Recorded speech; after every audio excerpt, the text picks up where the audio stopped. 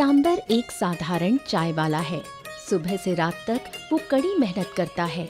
उसकी पत्नी कोकिला बीमार है। वो दिन भर बड़बड़ाती रहती है और जरा जरा सी बात पर झगड़ा करती है। घर की अशांति से बचने के लिए पीताम्बर ज्यादातर वक्त अपनी दुकान पर ही बिताता है। पीताम्बर की 2 बेटियां हैं, आस्था और शारदा। दोनों जुड़वा हैं, शक्ल से एक जैसी, मगर स्वभाव में जमीन आसमान का फर्क।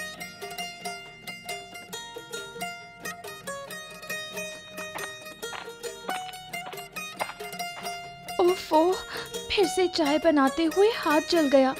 शारदा, जरा चाय बना के लाना, बहुत जलन हो रही है। मैं पढ़ रही हूँ, अभी नहीं बना सकती। और जरा सी भाप लग गई है। क्या हुआ इसमें? मरहम लगा ले। घर का कोई काम तो कभी करती नहीं तू। या तो सोती रहती है या किताब लेकर बैठ जाती है, बस बहाना करने। उपदेश मत दे। और माँ सो रही है, चुप रहे। अगर जग गई तो महायुद्ध शुरू हो जाएगा। नींद का नाटक कर रही कोकिला शारदा की बात सुन लेती है और आग बबूला होकर उसके पास आती है। क्या कहा तूने? मैं उठूं तो महायुद्ध होगा? क्या कहना चाहती है तू? घर में झगड़ा कराती है, मुझसे ही अशांति होती है। माँ, मैं आस्था से बात कर रही थी, आप बीच में आकर क्यों चिल्ला रही हैं? तू वो मेरे बारे में ही बोल रही थी, है ना? अब भागिन, तेरे जैसी बेटी से अच्छा होता मैं मर जाती। क्यों नहीं मर जाती तू? माँ, कैसी अपशकुन वाली बातें कर रही हो? वो तो बस मुझसे बात कर रही थी, प्लीज शांत हो जाओ। इसी तरह कोकिला के चिल्लाने से ही शुरू होता है आस्था और शारदा का हर दिन। और ये अब उनके लिए नई बात नहीं रही। मुरली और प्रणव जानी दुश्मन थे। कुछ दिन पहले प्रणव ने बाजार में एक किराने की दुकान खोली और जैसे ही मुरली को ये बात पता चली, उसने जानबूझकर उसके बगल में अपनी दुकान खोल ली। ये देखकर प्रणव आग बबूला हो गया।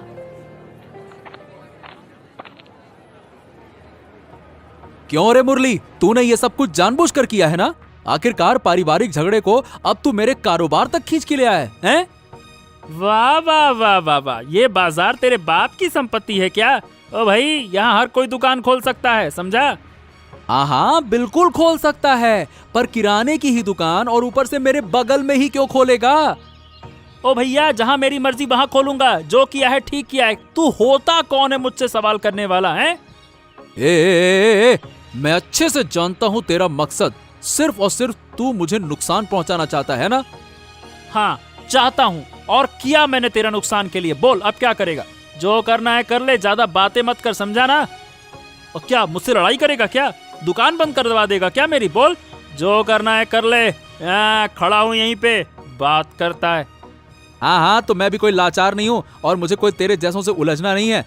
मैं अपने तरीके से काम करूंगा और बताता हूँ तुझे, फिर जो होगा ऊपर वाला देखेगा। दोनों अपने अपने धंधे में लग जाते हैं, पर मुरली का इरादा साफ था, प्रणव को नुकसान पहुंचाना। वो ग्राहकों को बहकाकर अपनी दुकान में लाता और प्रणव की बदनामी करता। पर प्रणव डटा रहा, अपने आत्मविश्वास से अपना काम करता रहा।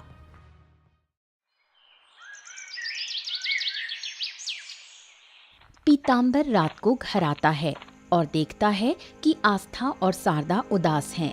उसे समझ आ जाता है कि फिर से कोकिला ने उनके साथ बुरा बर्ताव किया है।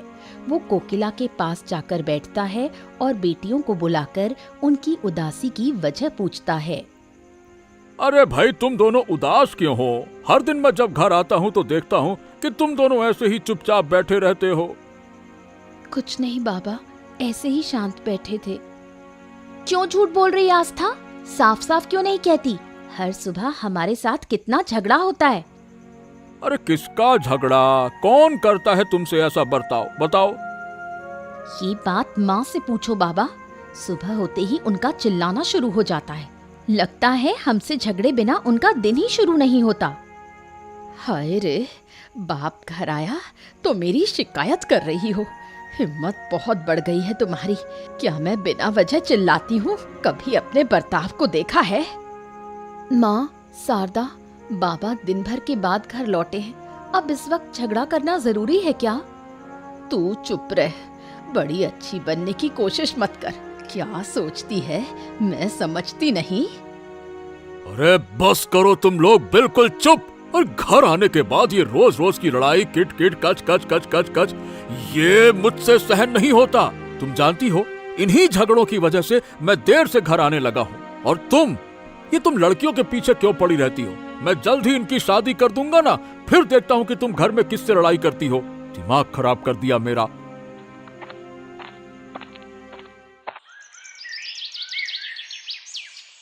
जो कहा वही किया। पीताम्बर अपनी दोनों बेटियों के लिए अच्छे वर की तलाश करने लगा, लेकिन अच्छे लड़के न मिलने से वो बहुत परेशान हो गया।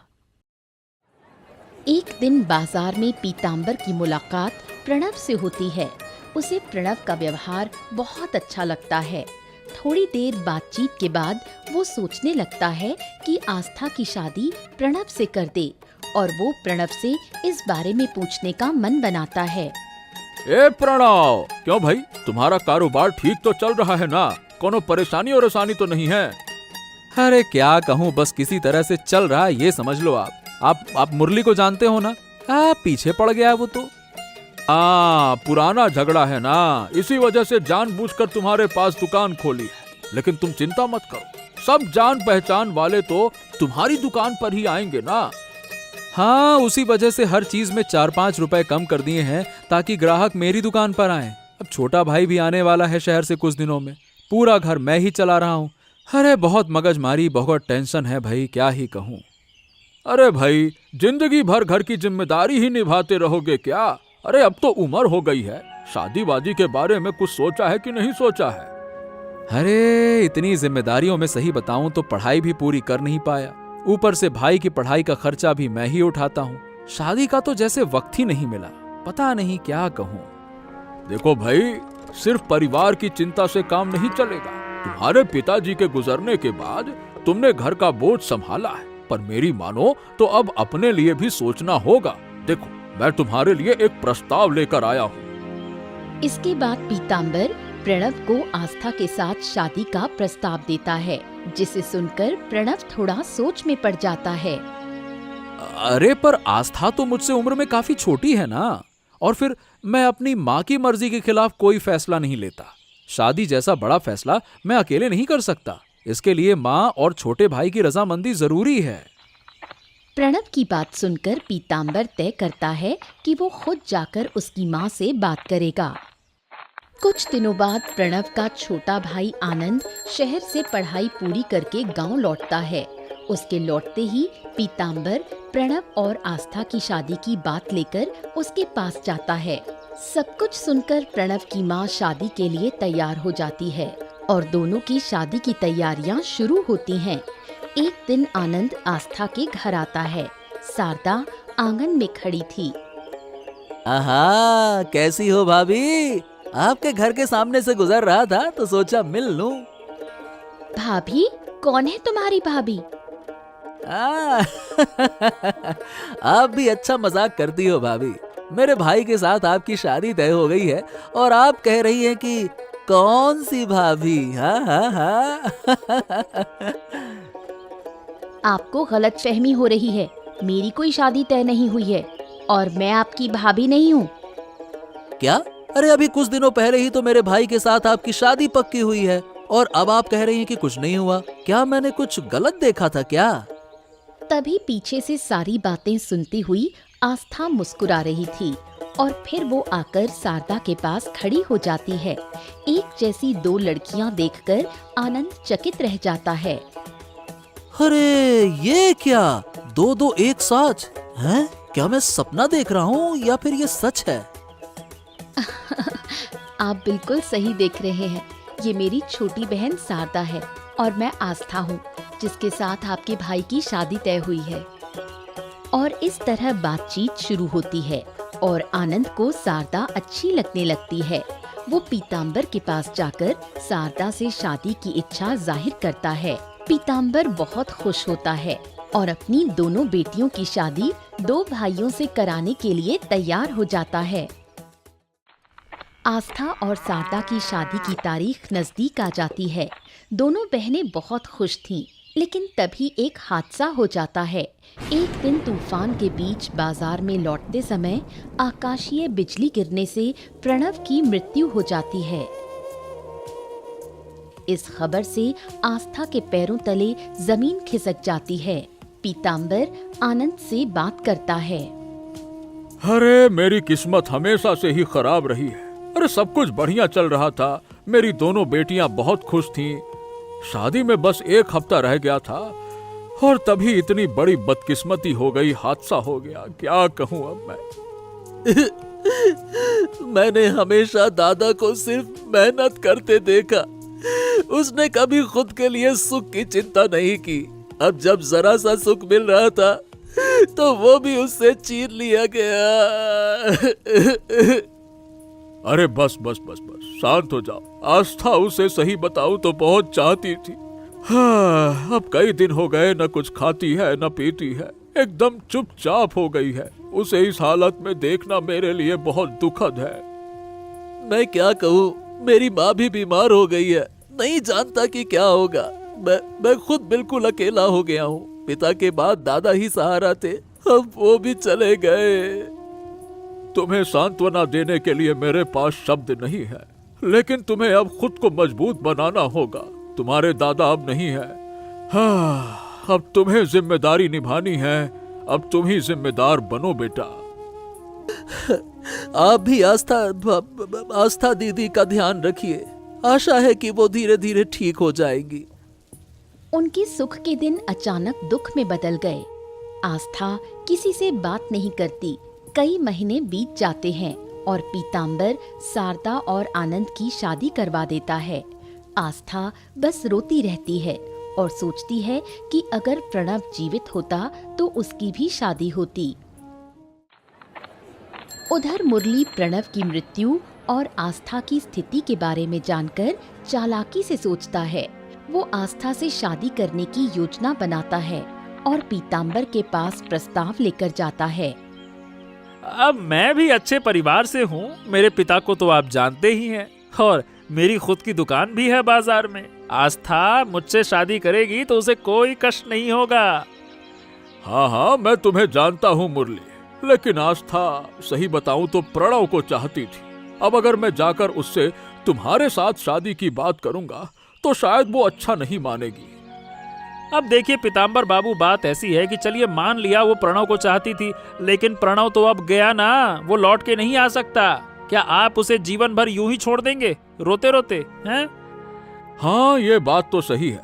जब से सरदा की शादी हुई है, आस्था एकदम गुमसुम सी हो गई है। उसे यूं देखकर मुझे बहुत दुख होता है। इसीलिए तो कह रहा हूँ। अरे दादा, थोड़ा सोचिए, फिर आस्था से बात कीजिए, और अगर वो माने तो मैं भी अपने घर वालों से बात कर लूंगा। बस एक बार गाड़ी चल पड़ी तो फिर हो गया ना। पीताम्बर मुरली की बात सुनकर आस्था से बात करता है। आस्था पहले मना कर देती है, लेकिन माँ बाप के बारे में सोचकर आखिरकार वो शादी के लिए हाँ कर देती है। लेकिन वो प्रणव को नहीं भूल पाती।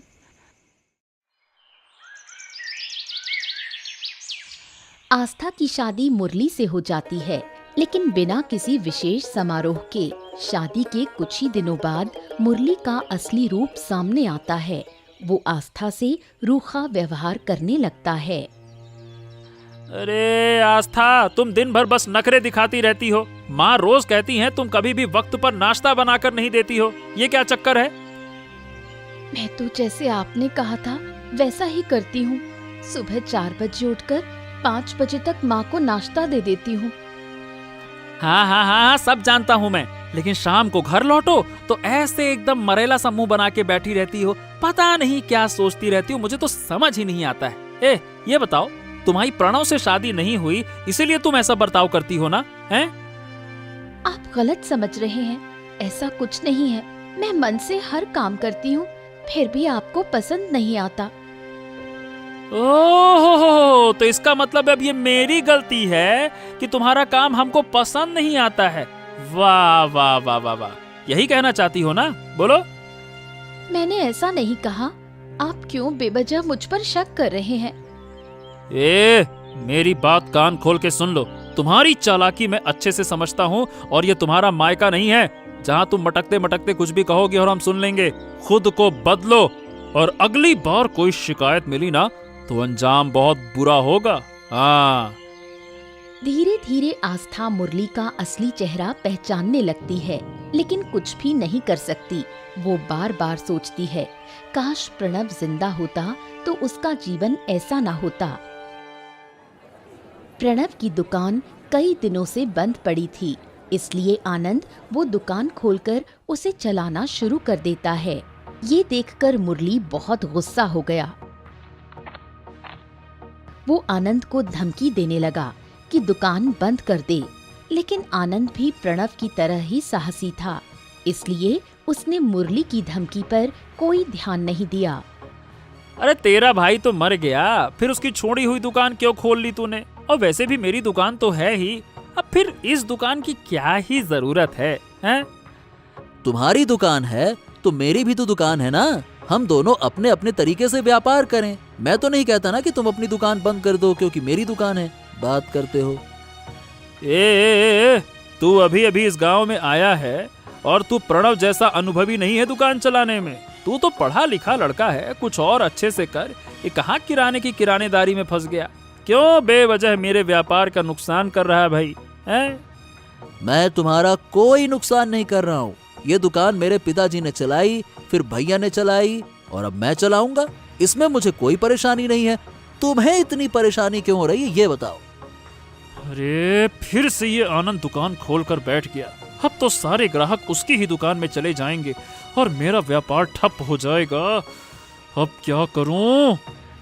सुनो, तुम अपनी दुकान संभालो और मैं अपनी दुकान संभालता हूँ। इसमें किसी को कोई नुकसान नहीं है, समझ गए? अरे सीधी उंगली से घी ना निकले तो उंगली टेढ़ी करनी पड़ती है। अब मुझे भी वही करना होगा। अच्छे से समझाया, नहीं माना। कोई बात नहीं, अब देख तेरा हाल मैं क्या करता हूँ। मुरली आनंद को नुकसान पहुंचाने की हर संभव कोशिश करता है, लेकिन उसकी कोई भी योजना सफल नहीं होती।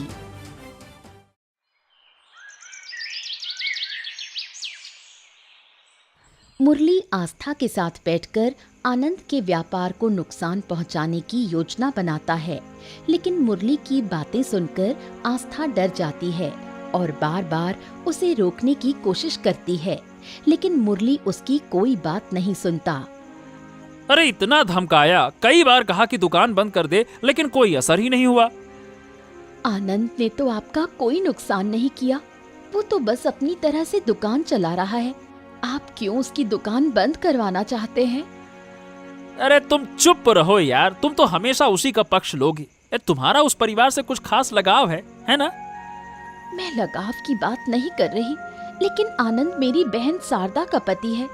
अगर उसका नुकसान होता है तो मेरी बहन का नुकसान होगा। मैं ये कैसे सह लूं? सरदा की बहन नहीं, तुम मेरी पत्नी हो, मेरी पत्नी, और तुम्हारा फर्ज है मेरे हर काम में साथ देना, समझी? लेकिन जो काम आप करने जा रहे हैं वो तो गलत है और मैं इस गलत काम में आपका साथ नहीं दे सकती। हाँ तो ठीक है, कोई बात नहीं। अगर तुम साथ नहीं दे सकती तो जो करना है मैं अकेले ही करूंगा, मुझे किसी की जरूरत नहीं है। लेकिन आप क्या करने वाले हैं? आपके मन में क्या चल रहा है? अब जब तुम्हें साथ ही नहीं देना है तो ये उंगली करके जानने की क्या जरूरत है कि मेरे मन में क्या चल रहा है? अरे भाई, जो करना होगा वो मैं अकेले कर लूंगा। अब मैं भी देखता हूँ कि ससुरा आनंद कैसे दुकान चलाता है। मुरली की बातें सुनकर आस्था के मन में डर बैठ जाता है। वो सोचने लगती है कि उसे शारदा से इस बारे में बात करनी चाहिए और सारी सच्चाई बताकर उसे सतर्क करना चाहिए।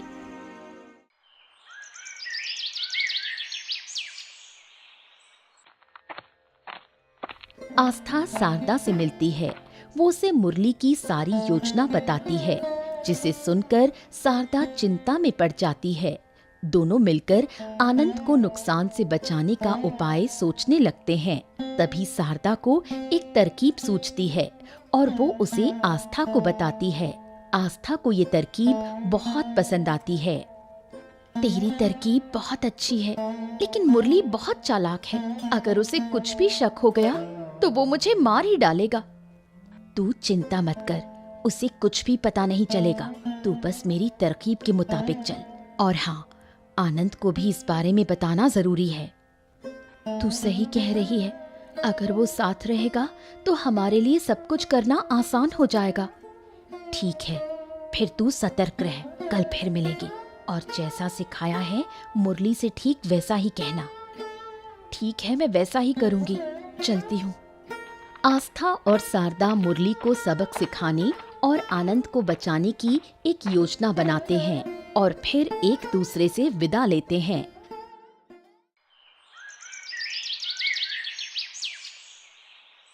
रात को जब मुरली घर लौटता है तो आस्था उसके पास बैठकर उसके साथ मिल जाने की बात करती है और आनंद को नुकसान पहुंचाने के लिए उसका साथ देने की बात करती है। आस्था की ये बात सुनकर मुरली चौंक जाता है। ऐसा, अभी तो तुम मुझे बड़ा उपदेश दे रही थी कि ये सब गलत है, ऐसा है वैसा है, इससे तुम्हारी बहन को नुकसान होगा। अब अचानक से सोच कैसे बदल गई हैं? मैंने बहुत सोचा है, पहले अपना घर संभालूं, फिर बहन की मदद करूं। इसलिए अब मैंने तय किया है कि मैं तुम्हारे इस प्लान में तुम्हारा साथ दूंगी। आखिरकार तुमने मेरे मन की बात कह दी। ये होता है ना पति पत्नी का एकदम पक्का वाला साथ। सुनकर बड़ा अच्छा लगा। अब तुम समझदार हो गई हो। तो अब मुझे भी बताओ कि तुमने क्या योजना बनाई है। तो सुनो, कल रात मैं और मेरे 2-3 दोस्त मिलकर आनंद की दुकान में आग लगा देंगे। आग लगाकर हम वहां से भाग जाएंगे। लेकिन अगर ऐसा हुआ तो आनंद सबसे पहले तुम पर ही शक करेगा, तब क्या करोगे? अरे अब तो तुम मेरे साथ हो ना। अगर कोई मुझ पर शक करेगा तो तुम मेरे लिए झूठी गवाही दोगी कि मैं तो तुम्हारे साथ था, बस। ठीक है, तो जब तुम आग लगाने जाओगे तो मुझे भी साथ ले चलना, मैं भी तुम्हारे साथ चलूंगी। आस्था शारदा द्वारा सिखाई गई सारी बातें मुरली को कहती है। मुरली आस्था पर विश्वास करता है और उसे अपनी योजना में शामिल कर लेता है।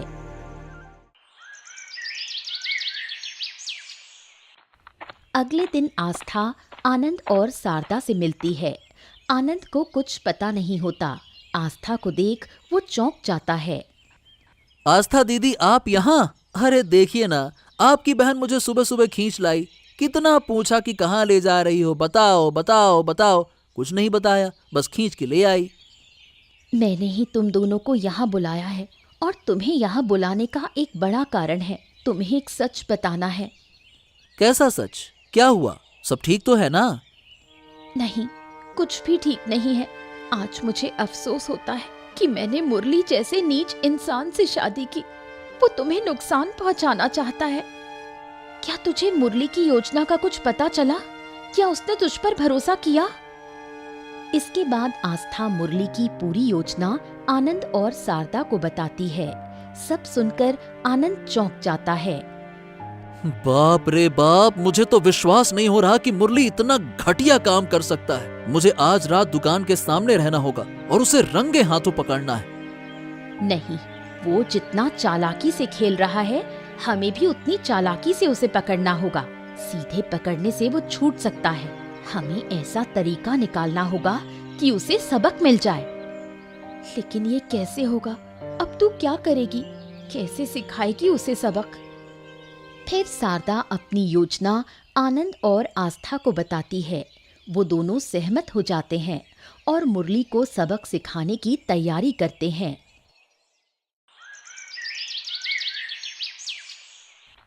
रात को मुरली कुछ लोगों को लेकर आस्था के साथ आनंद की दुकान के पास जाता है। आस्था शांत रहती है।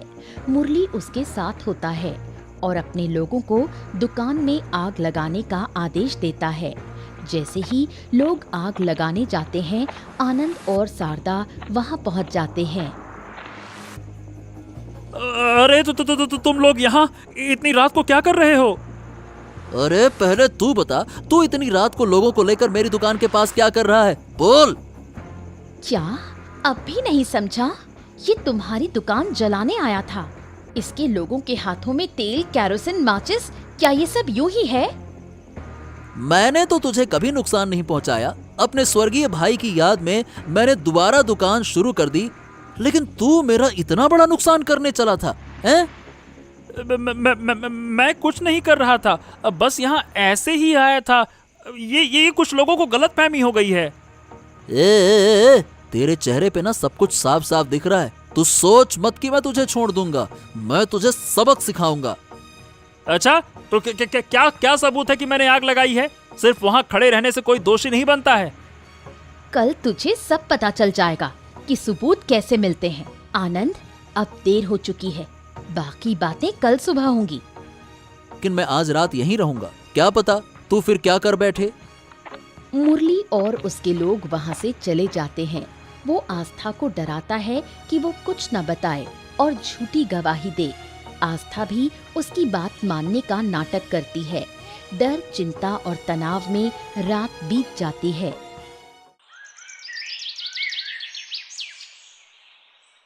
अगले दिन सुबह सुबह शारदा और आनंद मुरली के घर के सामने पहुंचते हैं और उनके साथ दरोगा बाबू भी होते हैं। मुरली दरोगा को देखकर डर जाता है, लेकिन सोचता है कि आस्था उसकी तरफ से गवाही देगी। दरोगा बाबू, यही है मुरली। मेरी दुकान के पास ही इसकी दुकान है और इसने ही कल रात लोगों के साथ मिलकर मेरी दुकान में आग लगाकर मुझे नुकसान पहुंचाने की कोशिश की थी। मुरली बाबू, आनंद बाबू जो कह रहे हैं क्या वो सच है? आपके पास इसकी सफाई में कुछ कहने को है क्या? जरूर कहने को है दरोगा साहब। ये सब कुछ साफ साफ झूठ है। ये बेवजह मुझ पर इल्जाम लगा रहा है। मेरी दुकान पर इसकी दुकान से ज्यादा बिक्री होती है और लोग मुझ पर भरोसा करते हैं, इसीलिए ये जलन में ऐसा कर रहा है दरोगा साहब। आनंद बाबू, बिना किसी ठोस गवाह या सबूत के हम किसी को गिरफ्तार तो नहीं कर सकते। आपके पास कोई प्रमाण हो तो बताइए। हाँ, ये हुई ना बात। अब बोल भाई, बोल बोल बोल, क्या सबूत है तेरे पास? दिखा दिखा। तुम्हारी पत्नी और तुम दोनों के अलावा क्या कोई है जिसने मुझे आग लगाते हुए देखा? बताओ। मेरे पास गवाह है, ऐसा गवाह है कि जिसे सुनकर तुम खुद चौंक जाओगे। मेरी पत्नी सरदा सब कुछ की चश्मदीद गवाह है और उसके सामने ही सब कुछ हुआ है। सरदा, बाहर आओ, दरोगा को सब कुछ सच बताओ, बाहर आओ। आनंद की आवाज सुनकर शारदा मुरली के घर से बाहर आती है और उसे देखकर मुरली चौंक जाता है। वहाँ मौजूद सभी लोग हैरान हो जाते हैं। क्या हुआ मुरली? चौंक गए? जिसे तुम कल रात से आस्था समझ रहे थे, वो आस्था नहीं थी। आस्था तो मैं हूँ और ये है शारदा, मेरी जुड़वा बहन। आस्था दीदी ने हमें पहले ही तुम्हारी सारी योजना बता दी थी, इसीलिए हम सब ने मिलकर ये योजना बनाई और सरदा को आस्था बनाकर तुम्हारे घर भेजा। और कल रात से तुम मुझे आस्था समझकर धमकाते रहे। तुम्हारी योजना तुम्हारे आदमियों के साथ जाकर दुकान में आग लगाना, ये सब मैंने अपनी आंखों से देखा। मैं सबसे बड़ी गवाह हूँ। अगर हम सीधे ही तुम्हें पकड़वाते तो शायद तुम आसानी से बच जाते, इसलिए हमने तुम्हें चालाकी से पकड़ने की योजना बनाई ताकि तुम्हें तुम्हारे किए की सजा मिल सके। अरे, तुमने मेरी पत्नी होकर मेरे साथ ही इतना बड़ा धोखा किया। तुम पागल वागल हो क्या? तुमने मेरा साथ छोड़कर आनंद का साथ दिया। हाँ, क्योंकि जो तुम कर रहे थे वो गलत था और मैं जानते बूझते कभी भी किसी अन्याय का साथ नहीं दे सकती, इसलिए मैंने वही किया जो सही था।